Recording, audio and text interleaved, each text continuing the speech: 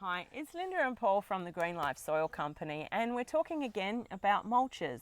Now, what is this thing we have in Perth, Paul, with black mulch that everybody wants to use? Well, it's really about the appearance. It looks like fertile soil. When you get dark mulch like this, it looks like it could be fertile soil. But is it fertile soil? Well, no, it's just started to compost, but it does it contrasts nicely with green plants, and that's the thing. So it is a design aspect. Yeah. It's nothing to do with effectiveness of the mulch. That's true.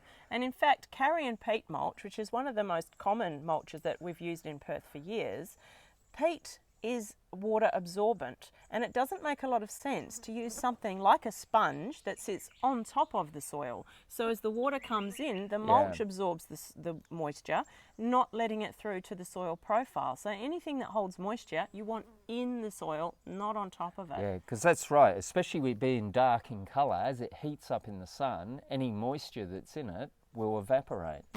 So studies have shown that the best mulches for us to use in Perth are light in colour and coarse and chunky.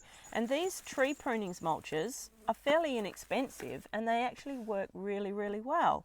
And eventually, when it sits through the winter rains, it actually starts composting. So it's a natural system. You just got to remember, it's a natural system. Trees naturally drop their leaves, branches.